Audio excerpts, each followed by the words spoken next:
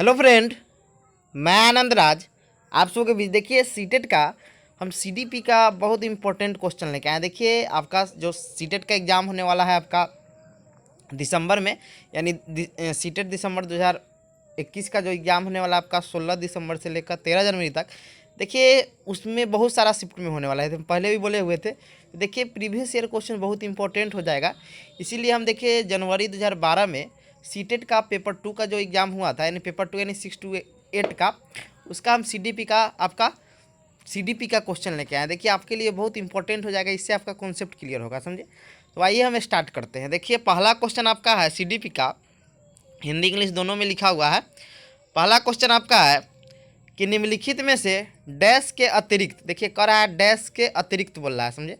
Dash के अतिरिक्त सभी वातावरणीय कारक विकास को आकार देते हैं, यानी कहने का मतलब हुआ कि निम्नलिखित में से आपको बताना है जो 4 गो ऑप्शन है उसके अतिरिक्त सभी वातावरणीय कारक विकास को आकार देते हैं, समझे। यानी 4 गो ऑप्शन में से आपको निगेटिव बताना है कि 4 में से कौन किसके अतिरिक्त सभी क्या करते हैं, वातावरणीय कारक में विकास कर देते हैं। पहला ऑप्शन है शिक्षा की गुणवत्ता। देखिए आप जैसा शिक्षा आपका अच्छा शिक्षा रहेगा, यानी आपका क्वालिटी ऑफ एजुकेशन, यानी क्वालिटी वाला एजुकेशन लीजिएगा तो आपका विकास भी अच्छा होगा, सोचने समझने का क्षमता का विकास होगा, समझे।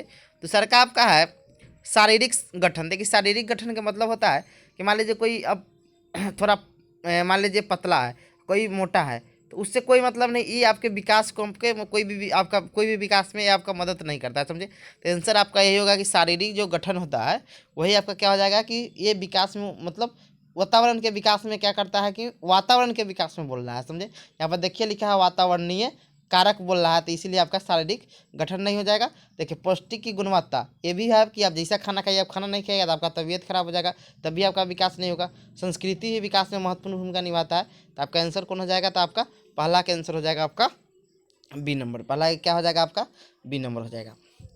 दूसरा क्वेश्चन है कि सीमा हर पाठ को बहुत जल्दी सीख लेती है, जबकि लीना उसे सीखने में ज़्यादा समय लेती है। यह विकास के डैश सिद्धांत को दर्शा। देखिए ये भी विकास से रिलेटेड क्वेश्चन है। देखिए आप जानते होंगे कि बहुत आदमी होता है ऐसा कि वह कोई चीज़ को जल्दी याद कर लेता है, कोई आदमी उसको समय से याद करना थोड़ा लेट से याद करता है। तो इसका कारण है व्यक्तिगत विभिन्नता। यानी व्यक्तिगत विभिन्नता का मतलब हुआ कि प्रत्येक व्यक्ति का सोचने समझने का क्षमता अलग अलग होता है, समझे। इसीलिए इसका आंसर कौन हो जाएगा आपका व्यक्तिगत विभिन्नता हो जाएगा। यानी व्यक्तिगत विभिन्नता का कारण क्या है कि दोनों में अंतर है, पढ़ने में कोई जल्दी याद कर लेता है, कोई लेट से याद करता है, समझे। तो 2 का क्या हो जाएगा आपका इंडिविजुअल डिफरेंस, 2 का 3 नंबर हो जाएगा। तीसरा का आपका क्वेश्चन है, देखिए विकास से क्या क्वेश्चन पूछा हुआ, 2 हो गया। गौर पूछा हुआ है कि विकास शुरू होता है, देखिए जो डेवलपमेंट आपका शुरू होता है ना, वो आपका गर्भावस्था से ही शुरू हो जाता है। यानी प्रसव मतलब जन्म होता है, और पूर्व मतलब जन्म से पहले, यानी प्रसव पूर्व अवस्था में, प्रे नेटल स्टेज में ही स्टार्ट हो जाता है, यानी प्रसव पूर्व अवस्था में ही आपका विकास स्टार्ट हो जाता है, समझे। यानी 3 का क्या हो जाएगा डी नंबर हो जाएगा। चौथा क्वेश्चन है आपका कि निम्नलिखित में से कौन सा मुख्य रूप से आनुवंशिकता संबंधी कारक है, यानी कह रहा है निम्नलिखित में से कौन सा मुख्य रूप से आनुवंशिकता संबंधी कारक है। पहला है समकक्ष व्यक्तियों के समूह के प्रति अभिवृद्धि की आनुवंशिकता, मतलब कि आपके पापा में वो चीज़ होगा आप में भी आ गया, समझे, कोई ऐसा चीज़ होगा तो उसको आनुवंशिकता बोलते हैं। दूसरा का है चिंतन पैटर्न। देखिए चिंतन नहीं हो सकता कि सब आदमी का अलग अलग होता है। तीसरा का आँख का रंग। देखिए ये आपका सी नंबर जो ऑप्शन है ये हो सकता है कलर ऑफ द आई। देखिए बहुत वाइट किसी के पिता का तो उसका भी बेटा का वाइट आ जाएगा, या आनुवांशिक गुण है, समझे। तो 4 है क्या हो जाएगा आपका, तो सी नंबर हो जाएगा आँख का रंग। आँख का रंग क्या हो जाएगा आपका, ये आनुवांशिक गुण हो सकता है, आनुवांशिकता संबंधी कारक हो सकता है। 5वां क्वेश्चन है कि शिक्षक को यह सलाह दी जाती है कि वे अपने शिक्षार्थी को सामूहिक गतिविधि में शामिल करें, क्योंकि सीखने को सुगम बनाने के अतिरिक्त ये क्या कर सकता है।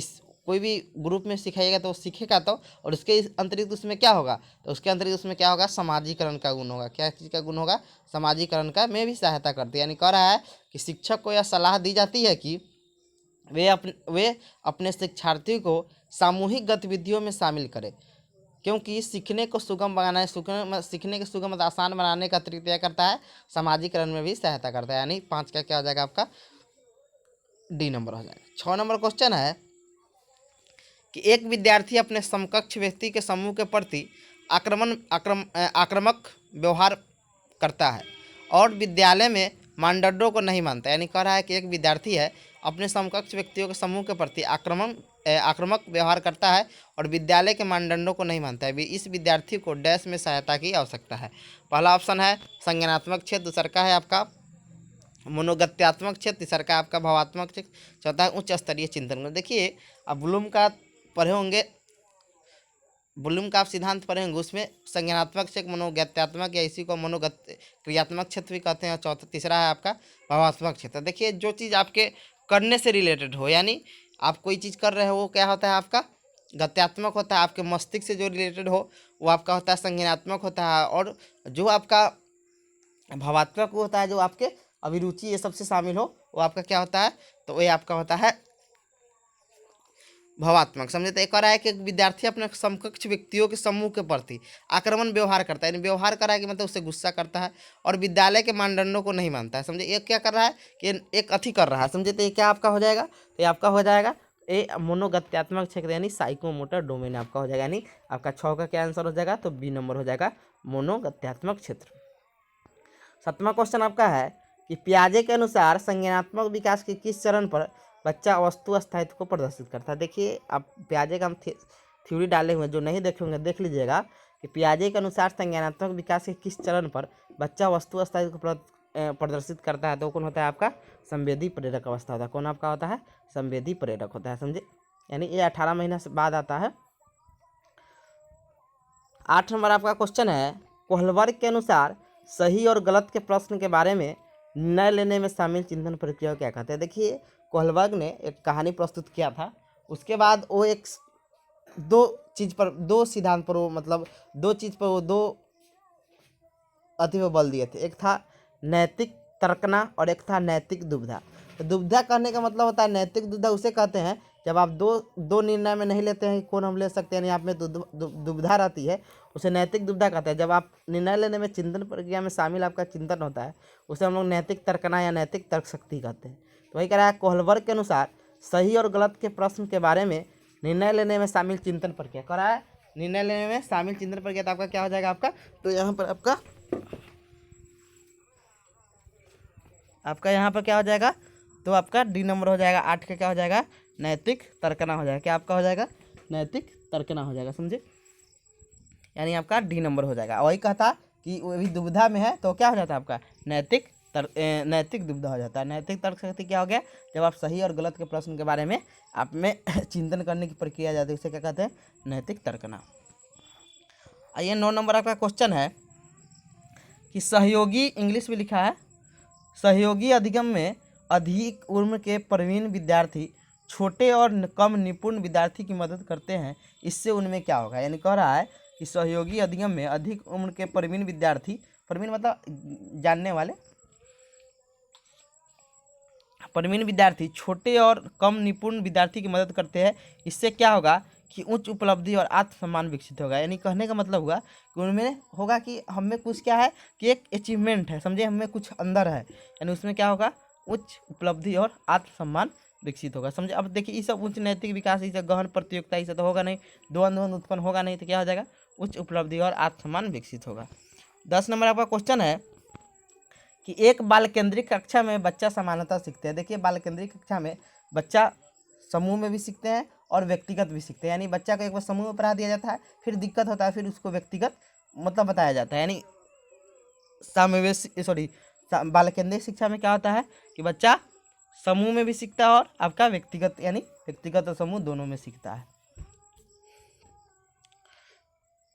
11 नंबर क्वेश्चन है आपका, अधिकांश व्यक्ति की बुद्धि औसत होती है, बहुत कम लोग प्रतिभा संपन्न होते हैं और बहुत कम व्यक्ति मंद बुद्धि होते हैं। यह कथन डैश के प्रतिस्थापित सिद्धांत पर आधारित है। देखिए यह बुद्धि के वितरण सिद्धांत पर आधारित है। यानी कहने का मतलब हुआ कि अधिकांश व्यक्ति की औसत होती है, कम व्यक्ति क्या होती है कि संपन्न होती है, बहुत कम व्यक्ति क्या होते हैं मंद। क्या है आपका, तो बुद्धि के वितरण सिद्धांत यानी डिस्ट्रीब्यूशन ऑफ इंटेलिजेंस, यानी बुद्धि के वितरण है, वितरण के प्रतिस्थापित सिद्धांत पर आधारित है। 12 नंबर क्वेश्चन आपका है कि बहुबुद्ध यानी आपका बुद्धि का सिद्धांत बोला है। बहुविध बुद्धि सिद्धांत के अनुसार सभी प्रकार के पशुओं, खनिजों और पेड़ पौधों को पहचानने और वर्गीकृत करने की योग्यता कहलाती है। देखिए आपका बुद्धि का हार्वर्ड गार्डनर थे, वो बहुबुद्धि का सिद्धांत दिए थे। वो बुद्धि मतलब विभिन्न विभिन्न प्रकार के बुद्धि बताए हुए थे, समझे। तो उसमें आपका भाषायिक बुद्धि था, स्थानिक बुद्धि था, आपका तार्किक गणितीय बुद्धि था, प्राकृतिक बुद्धि था। देखिए जब आप पेड़ पौधे प्राकृतिक चीज़ को जब आप वर्गीकृत करने लगते हैं, उसका क्षमता जब आ जाता है तो उसको हम क्या बोलते हैं हम लोग, तो हम लोग का प्राकृतिक बुद्धि यानी नेचुरलिस्ट इंटेलिजेंस होता है। यानी आपका 13-12 का क्या हो जाएगा, डी नंबर हो जाएगा, यानी आपका हो जाएगा प्राकृतिक बुद्धि। 13 नंबर आपका क्वेश्चन है, चिंतन अनिवार्य रूप से एक क्या है। देखिए चिंतन जो होता है ना आपके संज्ञानात्मक पक्ष से जुड़ा होता है, यानी संज्ञानात्मक गतिविधि है। चिंतन पूछेगा क्या है तो बताइएगा आपका क्या है, तो एक संज्ञानात्मक गतिविधि है। चिंतन आपका क्या है, तो एक संज्ञानात्मक गतिविधि यानी संज्ञान से आपका जुड़ा होता है, समझे। फिर 14 नंबर क्वेश्चन है कि एक अच्छी पाठ्य पुस्तक डैश से बचती है। देखिए जो आपका एक अच्छी जो पाठ्य पुस्तक होगा ना, वो लैंगिक, इसमें ऑप्शन दिया है लैंगिक पूर्वाग्रह से बचती है, यानी लैंगिक उसमें पूर्वाग्रह नहीं रहती है, समझे। तो एक अच्छी जो पाठ्य पुस्तक होती है वो क्या होती है, लैंगिक पूर्वाग्रह से बचती है। अगला क्वेश्चन आपका है 15 नंबर कि प्रतिभाशाली विद्यार्थी अपने क्षमताओं को तब विकसित कर पाएंगे जब उन्हें अन्य विद्यार्थी से अधिक अलग बच्चा को नहीं करना है, ये होगा नहीं ऑप्शन। दूसरा का ऑप्शन वो निजी कोचिंग, ये भी नहीं होगा, उन्हें बार बार परीक्षा। अब ये आपका बच गया कि वे अन्य विद्यार्थियों के साथ अधिगम प्रक्रिया से जुड़ते हैं, समझे ना, अन्य से भी जुड़ेंगे। 16 नंबर क्वेश्चन है, समावेशी शिक्षा उस विद्यालय शिक्षा व्यवस्था की ओर संकेत करती है जो सभी नियोग बच्चों को शामिल करती है।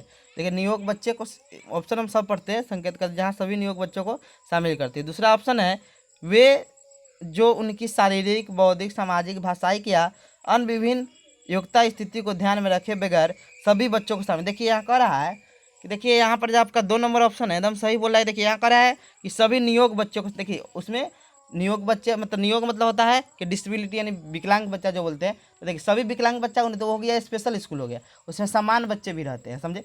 दूसरा आपका ऑप्शन है तो एकदम सही बोल रहा है कि जो उनकी शारीरिक, बौद्धिक, सामाजिक, भाषाई या अन्य विभिन्न योग्यता स्थिति को ध्यान में रखे बगैर, मतलब इस सबको कोनो ध्यान में रखे, आप क्या है लेकिन आपको सबको एडमिशन देना है, रखे सभी बच्चों को शामिल कर दिया, यानी बी नंबर ऑप्शन है। तीसरा पढ़ देते हैं, विशेष अस्पताल बच्चे के, देखिए ये आपका होगा नहीं, पर शायद विशेष इसमें नहीं, सभी बच्चा को, और केवल वाली का तो ये भी आपका नहीं होता, कौन हो जाएगा आपका 2 नंबर हो जाएगा।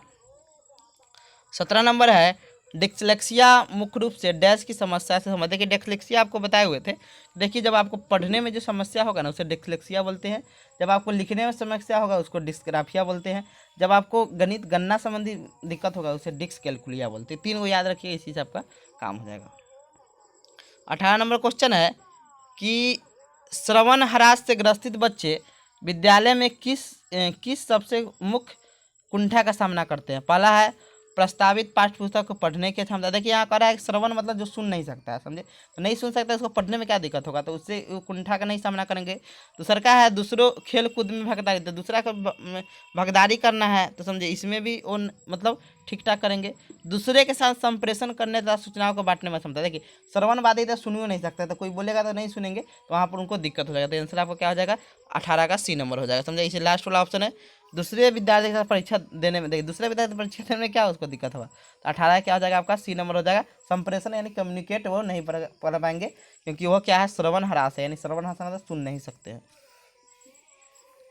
आइए अब आपका 19 नंबर क्वेश्चन है, व्यवहार का करना, या करना बोल रहा है, समझे, या व्यवहार से रिलेटेड नहीं बोला, व्यवहार का करना, तो करना जहाँ भी मतलब कोई चीज़ करने से रिलेटेड हो वो आपके शारीरिक पक्ष से रहता है, यानी आपके सीखने के गतिक क्षेत्र से रिलेटेड होता है, समझे। तो आपका क्या हो जाएगा सीखने के गतिश, यही आपका 19 का क्या हो जाएगा सी नंबर हो जाएगा, समझे। वही कहता चिंतन से है तो कौन संज्ञानात्मक हो जाता, अभिवृत्ति से बोलता या मनोवृत्ति से बोलता था वो क्या हो जाता, तो भावात्मक क्षेत्र हो जाता। 20 नंबर क्वेश्चन है कि एक विद्यार्थी मेडिकल कॉलेज में दाखिला लेने के लिए एक कठिन परिश्रम करता है ताकि वो प्रवेश परीक्षा में उत्तीर्ण हो सके। यह विद्यार्थी डैश रूप से, देखिए वो अंदर से मोटिवेट है, यानी आंतरिक से क्या है मोटिवेट है बच्चा कि वो बाहर रूप से उसको नहीं है, कह रहा है कि एक विद्यार्थी मेडिकल कॉलेज में दाखिला लेने के लिए कठिन परिश्रम करता है ताकि वो प्रवेश, उसको कह रहा है कि हम अंदर से मोटिवेट है कि हम अच्छा मेहनत करेंगे कि हमको अच्छा कॉलेज मिल जाएगा। तो ये क्या हो जाएगा आपका, आंतरिक रूप से बच्चा क्या है, मोटिवेट है, यानी आंतरिक हो जाएगा। एक ऐसे देखते हैं, एक शिक्षिका अपने शिक्षार्थी को अनेक तरह की सामूहिक गतिविधियों में व्यस्त रखती है, जैसे समूह चर्चा, समूह परियोजनाएं, भूमिका निभा आदि। यह सीखने के किस आयाम को उजागर करता है? तो देखिए ये आपका सामाजिक गतिविधि के रूप में क्या करता है, गतिविधि के अध्ययन रूप में क्या कर रहा है। देखिए भाषा निर्देशित ये नहीं होगा, निर्देशित तो बच्चा को नहीं करना है, हम गाइड नहीं करना है, चीज़ आपको निर्देशन नहीं देना है। ये तो हम बोले जहाँ ऑप्शन में रहे, प्रतियोगिता भी बोले थे जहाँ ऑप्शन में रहे एकदम काट दीजिए, कंपटीशन नहीं करना है, और मनोरंजन द्वारा अधिगम होता है, तो ये आपको क्या हो जाएगा, एक इसका सी हो जाएगा।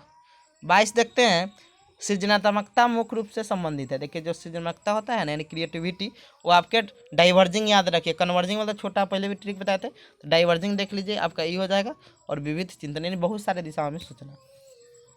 22 नंबर है, एक शिक्षार्थी अपने एक शिक्षिका अपने शिक्षार्थियों को सदैव इस रूप में सहायता करती है कि वे एक विषय के क्षेत्र में प्राप्त ज्ञान को दूसरे विषय के क्षेत्र के ज्ञान का जोड़े, इससे डैश को बढ़ावा मिलेगा। यानी कर देखिए आप लोग अधिगम का हस्तांतरण पढ़े होंगे, या अंतरण भी उसको हम लोग बोलते हैं, ट्रांसफर ऑफ लर्निंग। तो देखिए कहने का मतलब कह रहा है कि एक शिक्षिका जो है अपने शिक्षार्थियों की सदैव इस रूप में सहायता करती है कि वे एक विषय क्षेत्र से प्राप्त ज्ञान को दूसरे विषय क्षेत्र के ज्ञान के साथ जोड़े, इससे डैश को बढ़ावा मिलती है। तो क्या मिलती है, ज्ञान के, इसके क्या चीज़ में बढ़ावा मिलती है, तो ज्ञान के सहसंबंध एवं अंतरण के रूप। अंतरण मतलब होता है ट्रांसफर, यानी कहने का मतलब है कोरिलेशन, कोरिलेट कर पाते हैं। जैसे मान लीजिए आप लोग गणित में बनाते होंगे, फिजिक्स बनाते होंगे, तो टेंथ में देखिएगा न्यूमेरिकल बनाइएगा तो वहाँ पर आपका ट्रिग्नोमेट्री का यूज होगा, समझे। आप लोग फिजिक्स पढ़ते होंगे, 12th में पढ़े होंगे, तो मैथ का आपका वहाँ पर ज्योमेट्री यूज हुआ होगा, यानी कोरिलेट करते हैं और ट्रांसफर ऑफ लर्निंग करते हैं, समझे। तो यहाँ वही हो जाएगा आपका ज्ञान के सहसंबंध एवं अंतरण पर यह आधारित होता है। 24 नंबर आपका क्वेश्चन है कि शिक्षकों को अपने विद्यार्थियों की त्रुटियों का अध्ययन करना चाहिए, क्योंकि वे प्रायः डैश की ओर संकेत करते हैं। यानी कह रहा है कि शिक्षकों को अपने विद्यार्थियों किसका त्रुटि यानी गलती को, इससे क्या होता है कि देखिए अब गलती पकड़ेगा तब ना उसमें उपचारात्मक मतलब आवश्यक उपचारात्मक युक्ति बनाएगा, समझे। यानी क्या हो जाएगा आपका 2 नंबर। देखिए इसका ऑप्शन काट देते हैं, विभिन्न पाठ्यक्रम की आवश्यकता ये सब नहीं होगा, व्यवस्था ये सब होगा नहीं, समूह बनाना नहीं है, समझे। और आपका पहला ऑप्शन है उनके ज्ञान की सीमा। अब सीमा क्या पता करना है, समझे, ये आवश्यक उपचारात्मक युक्ति का ओर संकेत करती है। 25 नंबर क्वेश्चन आपका है, जब पूर्व का अधिगम नई स्थिति में सीखने को बिल्कुल प्रभावित नहीं करता है तो यह क्या कहते हैं। कि हम आपको अधिगम का हस्तांतरण पढ़ाए थे, उसमें बताए हुए थे कि जब हम एक क्षेत्र में सीखा हुआ ज्ञान का जब दूसरे क्षेत्र में उपयोग करते हैं उसे सकारात्मक अधिगम का सकारात्मक हस्तांतरण करते हैं, नहीं पॉजिटिव ट्रांसफर ऑफ लर्निंग करते हैं। जब एक क्षेत्र में सीखा हुआ ज्ञान जब दूसरा क्षेत्र में हानि उत्पन्न करता है या बाधा उत्पन्न करता है उसे नकारात्मक मतलब ऋणात्मक या निगेटिव बोलते हैं।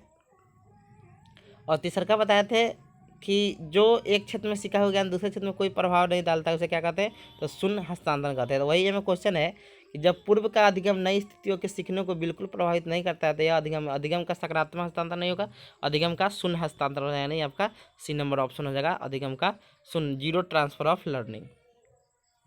26 नंबर क्वेश्चन है कि पियाजे के अधिगम के संज्ञानात्मक सिद्धांत के अनुसार वह प्रक्रिया जिसके द्वारा संज्ञानात्मक देखिए संरचना को संशोधित करा, देखिए जहाँ भी संशोधित मिले ना, मॉडिफाई मिले या आपको एडजस्टमेंट मिले यानी एडजस्ट करे, तो उसमें आपका हो जाता है समायोजन, समझे। आत्मसातीकरण या समावेशन उसे कहते हैं जब हम नई जानकारी को क्या करते हैं, ऐड करते हैं, समझे। तो ये आपका क्या हो जाएगा कि यहाँ पर समायोजन हो जाएगा। 27 नंबर क्वेश्चन है कि अभिप्रेरणा के सिद्धांत के अनुसार एक शिक्षक डैश के द्वारा सीखने को संवर्धित कर सकता है। पहला विद्यार्थियों से किसी प्रकार देगा, अपेक्षा कैसे नहीं विद्यार्थी से आप कीजिएगा, समझे।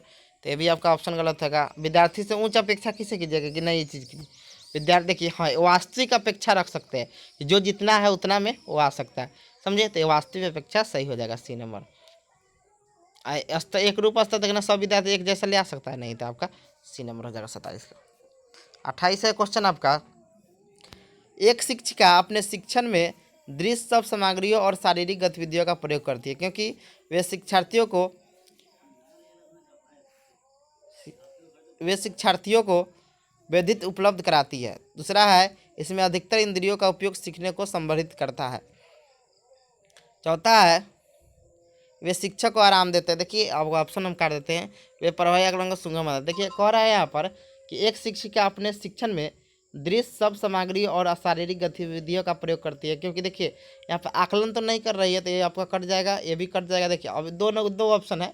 करा है कि इससे अधिकतम इंद्रिय, देखिए इंद्रिया यानी 5 हमारा सेंस ऑर्गन है, उसका उपयोग सीखने को संवर्धित करता है। देखिए एकदम सही बेस्ट ऑप्शन है, क्योंकि देखिए दृश्य शब्द सामग्री बोल रहा है, यानी कोई वस्तु देख रहे हैं तो हमारा आँख एक्टिव है, सुन रहे हैं व कान एक्टिव है, ये सब क्या है, इंद्रिय है। तो उसी को क्या करा है, संवर्धित करने में, सीखने में संवर्धित करता है, यानी उसमें क्या करता है कि मतलब इन्हांस लर्निंग करता है, समझे। तो यही आपका मतलब 28 से क्या हो जाएगा, 2 नंबर हो जाएगा, यानी बी हो जाएगा। 29 नंबर आपका क्वेश्चन है कि जब एक शिक्षिका दृष्टिबाधित शिक्षार्थी को कक्षा के अन्य शिक्षार्थी के साथ सामूहिक गतिविधियों में शामिल करती है, तब वह सभी विद्यार्थियों में दृष्टिबाधित विद्यार्थी के प्रति सहानुभूति विकसित करने की मदद करेगी। देखिए सहानुभूति सीटेट में नहीं चलता है, याद रखिएगा, समझे। कोई कमजोर है तो उस पर आप कर रहे हैं, तो सहानुभूति यहाँ पर नहीं चलता है, काट दीजिए।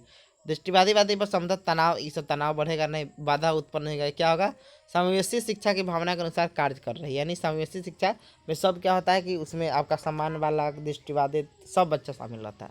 तो आपका क्या हो जाएगा, 29 का डी नंबर हो जाएगा। लास्ट आपका है कि विज्ञान एवं कला प्रदर्शनी, संगीत एवं नृत्य प्रस्तुतियों तथा विद्यालय पत्रिका निकालना डैश के लिए क्या है, तो आपका क्या है, विभिन्न व्यवसायों के लिए। पहला ऑप्शन पढ़ते हैं, विद्यालय का नाम, देखिए विद्यालय का नाम रोशन करना नहीं, अभिभावक को संतुष्ट, ये भी होगा नहीं। हाँ, शिक्षार्थियों को सृजनात्मकता मार्ग उपलब्ध करने, क्रिएटिव चैनल फॉर लर्नर, मैंने प्रोवाइड है क्रिएटिव चैनल। इससे क्या होता है कि बच्चा सब क्या करता है, उसमें एक मतलब क्रिएटिव सृजनात्मकता का विकास होता है, समझे। ये हो सकता है। तो 30 क्वेश्चन था, इससे आप मतलब अच्छा से प्रैक्टिस कीजिए, इससे आपका कॉन्सेप्ट क्लियर हो जाएगा, समझे। Thank you.